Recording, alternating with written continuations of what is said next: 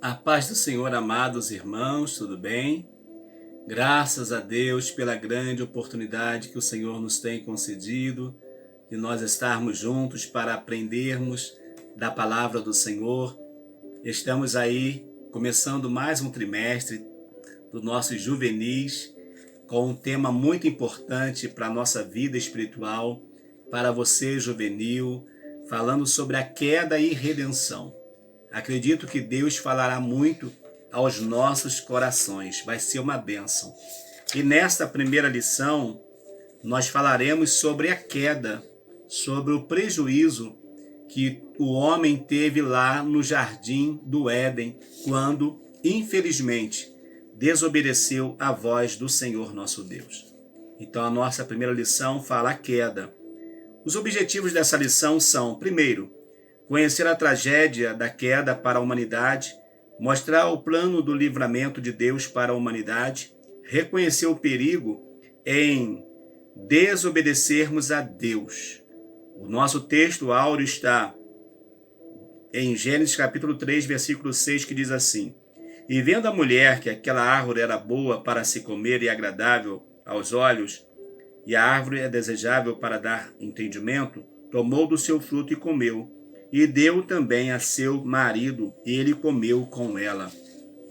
Gênesis 3, 6. Nós vamos ver então o que isso vai acarretar na vida dos nossos pais, do nosso primeiro casal que viveu sobre a terra. Eles tomaram uma decisão que, infelizmente, iria trazer um prejuízo a toda a raça humana. Infelizmente, Deus não ia poder fazer nada por eles, porque eles fizeram essa escolha. A nossa leitura bíblica em classe está em Romanos capítulo 5, versículo 12 ao versículo de número 21, que diz assim: Não lerei todos os versículos para ganharmos o tempo, mas depois você faz aí a leitura. Dá uma pausa no vídeo, vai lá confere na sua revista, na Bíblia, Romanos capítulo 5, versículos 12 a 21, e completa a lição, e depois você solta o vídeo novamente. Pelo que como por um homem entrou o pecado no mundo, e pelo pecado a morte, assim também a morte passou a todos os homens, por isso que todos pecaram. Porque até a lei estava o pecado no mundo, mas o pecado não é imputado não havendo lei. No entanto, a morte reinou desde Adão até Moisés, até sobre aqueles que não pecaram, à semelhança da transgressão de Adão, a qual é a figura daquele que havia de vir. Mas não é assim o dom gratuito como ofensa, porque se pela ofensa de um morreram muitos, muito mais a graça de Deus, e o dom pela graça, que é de um só homem, Jesus Cristo, abundou sobre muitos. Então nós vamos ver aqui, e eu vou ler o versículo 20, veio porém a lei para que a ofensa abundasse, mas onde o pecado abundou, superabundou a graça. Aí conclui dizendo, para que assim como o pecado reinou na morte, também a graça reinasse pela justiça, para a vida eterna, por Jesus Cristo, nosso Senhor. No Senhor Jesus, nós alcançamos o quê? A vida eterna. Nós vimos também aqui que o pecado entrou no mundo por causa de um homem, de um casal. E todos nós, à semelhança deles, herdamos, infelizmente, o pecado. Mas o mesmo Senhor que vai permitir que o pecado entre no mundo por meio de Adão e Eva, é o mesmo Senhor também que vai permitir que o seu Filho venha para nos trazer a salvação, para nos trazer a libertação. A nossa lição ela tem como objetivo conhecer a tragédia da queda para a humanidade, mostrar o plano do livramento de Deus para a humanidade e reconhecer o perigo em desobedecermos a Deus.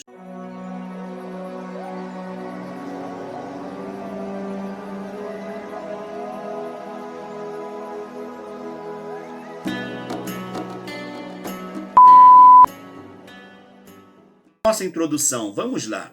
A história da queda é a história de todos nós.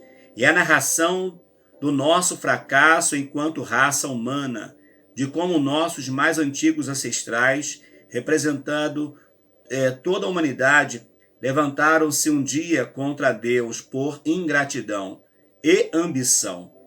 Eles caíram no engano da serpente. Talvez por isso, algumas igrejas preferiram não abordar tal assunto em seus púlpitos, porque isso humilha o homem.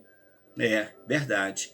Este é um assunto de extrema importância, por isso vamos estudá-lo nesse trimestre. Ainda que seja um assunto que humilha, mas é verdade, e nós não podemos ficar sem falar sobre este assunto. A queda, a história da queda. Deus criou o homem e a mulher e o colocou no jardim do Éden, pois ele havia estabelecido um maravilhoso projeto para a raça humana, em que não havia angústia, sofrimento ou morte. Entretanto, nossos mais antigos ancestrais precisavam provar que amavam a Deus suficientemente. E por isso o Senhor plantou uma árvore proibida no paraíso, mas advertiu que eles não podiam comer daquele fruto. O Senhor fez, mas disse: não comam, porque se vocês comerem desse fruto, vocês vão morrer. Entretanto, Adão e Eva comeram do fruto proibido e morreram primeiro, espiritualmente. E, com isso, toda a terra sentiu. Eles também sentiram o efeito da queda na hora. Na hora. Eles sentiram o que eles estavam fazendo. Numa fração de tempo, eles não eram mais os mesmos. Caíram desgraçadamente, perderam a comunhão com Deus. Por tal razão, a queda do homem pode ser considerada também como o fato mais dramático da raça humana, da história da humanidade.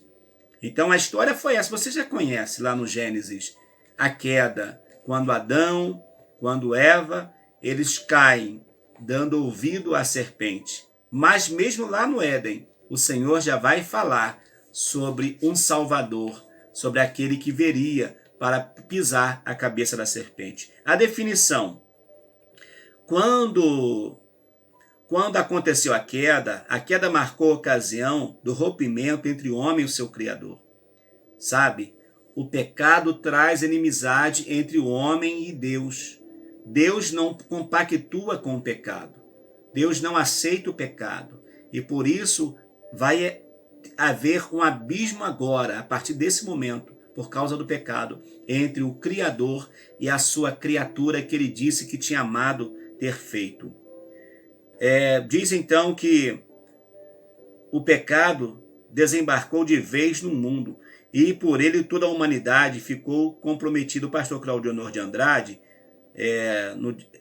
no dicionário teólogo, ele vai definir a queda como pecado cometido por Adão e Eva enquanto se achavam no paraíso. A queda é conhecida também como pecado original.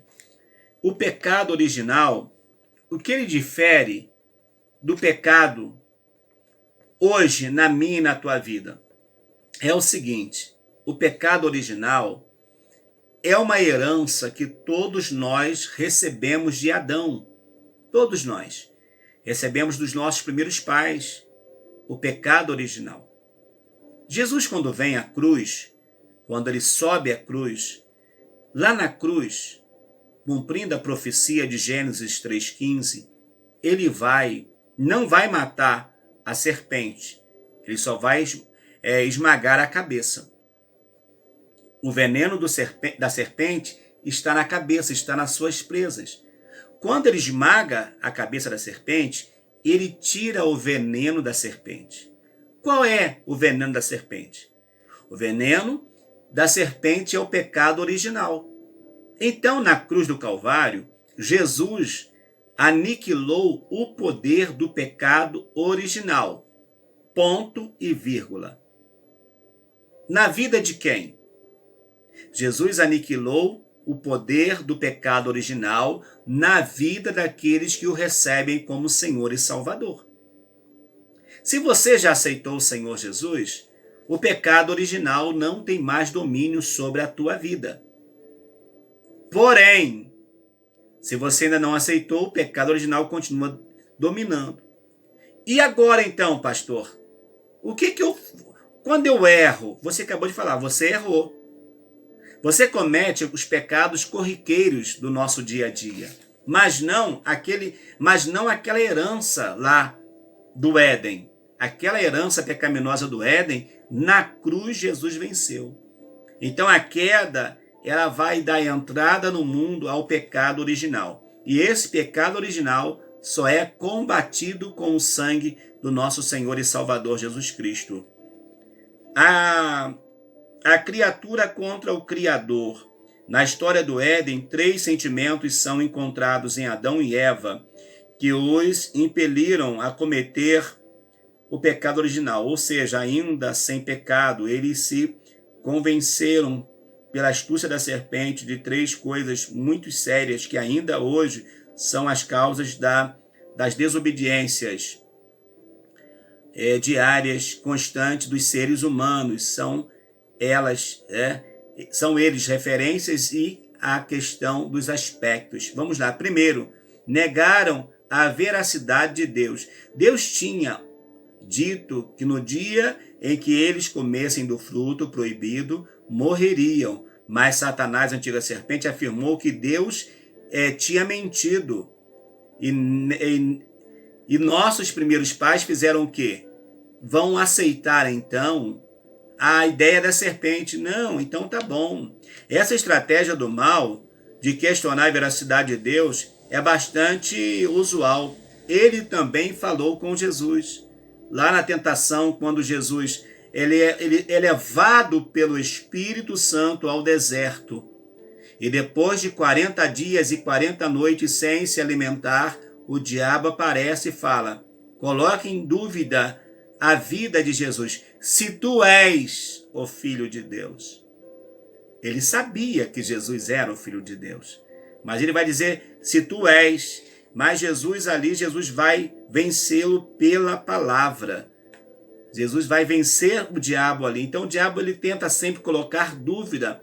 Lá no Éden, observação, no jardim ele conseguiu enganar a criatura de Deus. Mas agora no deserto, o Filho de Deus vence o diabo. Que coisa linda, que coisa maravilhosa.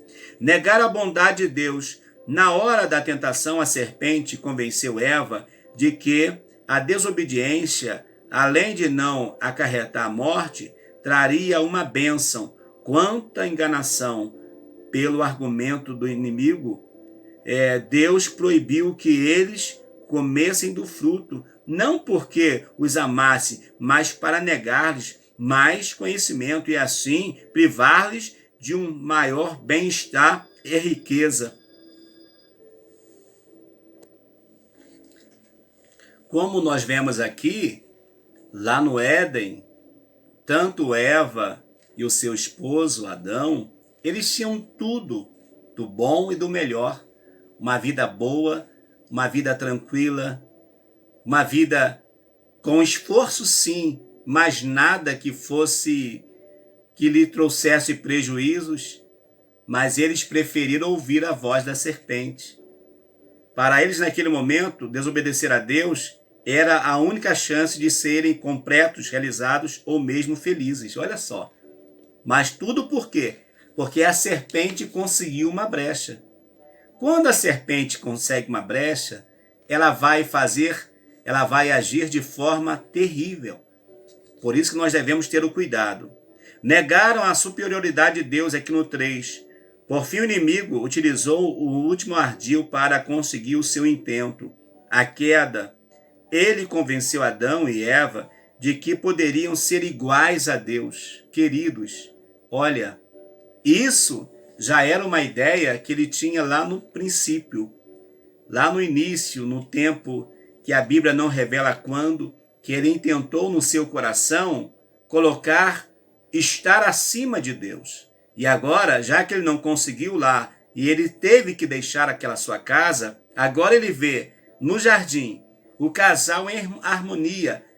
Como a Bíblia fala que Deus falava com Adão toda a virada da tarde, Então ele viu que havia uma comunhão muito grande entre Deus e aquele casal. Ele faz o quê? Ele vem para trazer um prejuízo terrível àquele casal. E, infelizmente, ele conseguiu. O nosso comentarista, ele vai dizer aqui da seguinte forma: Adão e Eva haviam sido criados à imagem e semelhança de Deus. Portanto, eles possuíam a essência de Deus. Eu diria o seguinte: a essência é aquilo que torna a pessoa igual. Jesus é a essência do Pai, porque Jesus é o unigênito do Pai. A criatura, ela não tem a essência de Deus, ela tem a imagem e semelhança. Imagem e semelhança. A imagem, por que a imagem? Não é Deus que reflete a imagem do homem. É o homem que uma vez lá no jardim refletia a imagem de Deus. E era semelhante porque Deus coloca alguém com inteligência. Mas não, entendo eu, se alguém quiser discutir, fique à vontade. Entendo eu, o homem não tem a mesma essência de Deus. O que o homem recebe de Deus é o Espírito, que depois vai voltar para Deus novamente. Mas a nossa essência é barro. A essência do homem é o barro, é o pó da terra. E a essência de Deus é uma essência que, vamos dizer assim, a natureza de Deus é uma natureza divina, que não sofre com vamos dizer assim, as mutações dessa vida. Não sofre, né? É sempre perfeita. Enquanto os homens, nós passamos por mudanças, né? Então, essa essência de Deus eu achei aqui não muito legal, mas tudo bem. Nada também que vamos abonar a lição. Uma extraordinária capacidade intelectual, verdade. Isso Deus deu ao homem, de nominar todos os animais, tudo que Adão via, colocava, Deus dizia, oh, perfeito. Mas ainda assim achou que não era o suficiente. Mas agora, eles iriam experimentar o quê? A angústia, sofrimento e a dor, por causa da escolha que fizeram. 3. Como ser condenado por um pecado cometido por outra pessoa? O drama do Éden repercute até nossos dias. Não se trata de um conto de ficção ou de um mito. Foi real, envolvendo pessoas reais, com problemas reais, e o que diz a Bíblia. Na Epístola aos Romanos 5, 12 e 21, 12 a 21 foi o texto que nós lemos, né? Diz que Paulo informa que por causa do pecado de Adão e Eva, todos os homens pecaram e foram destituídos da glória de Deus. Romanos 3, 23. Mas isso de fato foi justo? Por que condenar todas as pessoas por causa de uma única desobediência? A questão é que Adão e Eva eram os representantes da raça humana. Eles deram legalidade ao pecado, o que trouxe a corrupção de todo o gênero humano. Eu vou fazer uma colocação aqui simples, que você vai entender com certeza. Você é jogador de futebol profissional? Não. Sim? Legal, eu não sou. Mas nós temos os jogadores de futebol que representam a nossa nação. Não é isso? Quando eles vão à Copa e ganham a Copa do Mundo, por exemplo, e ano que vem parece que tem Copa do Mundo, o Brasil ganha. O Brasil ganha porque eles ganharam.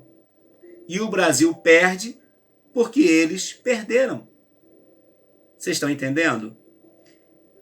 Adão e Eva eram os nossos representantes diretos colocados por Deus no jardim. Mas eles falharam. Então, por isso essa consequência. É justo? Deus investiu neles e eles falharam. E a consequência está aí. Só que, como o escritor diz, ele vai dizer que versículo 20 da lição diz: veio, porém, a lei para que a ofensa abundasse, Mas onde o pecado abundou, superabundou a graça. Deus deu condição de o homem encontrar-se com ele novamente por meio do sacrifício do seu filho. A decisão de Deus foi justa e boa. Um representante fisiológico, moral, espiritual da raça humana se corrompeu e por isso todo o gênero sofreu o dano. Por outro lado, o padrão da justiça de Deus excede em muito o nosso entendimento, a nossa vida. Deus não pensa como nós pensamos, não age como nós agimos. Um peso e uma medida. A boa notícia é que Deus usou a mesma regra para salvar a humanidade. Como o Senhor Deus é sábio, está escrito: pois assim como por uma só ofensa veio o juízo sobre todos os homens para condenação, assim também por um só ato de justiça veio a graça sobre todos os homens para a justificação devida. Ou seja, por um homem veio o pecado e por outro homem veio a graça. Pelo Adão no Éden veio o pecado e por Jesus no Calvário veio a graça sobre as nossas vidas. Que Deus maravilhoso! Ele utilizou uma regra desfavorável para nos abençoar e salvar. O Senhor sacrificou um animal, cobrindo o pecado de Adão. Interessante que lá no Éden, Deus cobre o pecado. No Éden, o Senhor cobre. Um animal é morto, um animal é sacrificado, e Deus ali cobre o pecado do homem. Mas nós vamos ver que em Jesus não cobre o pecado. Jesus arranca o pecado do homem. Se com Adão o pecado teve acesso à humanidade, com Jesus a salvação foi outorgada, um peso e uma medida. Por um homem entrou o pecado, por um homem a salvação. Por um homem, por causa da ação de um homem, Deus diz: todos pecaram, destituídos estão da glória de Deus. Mas agora, o salário do pecado é a morte. Isso em Adão. Mas em Cristo, mas o dom gratuito de Deus é a vida eterna por Cristo Jesus, o nosso Senhor. Concluindo, no final da década de 1960, havia uma música que dizia: eu digo não, né? Eu digo não, eu digo não. É proibido proibir.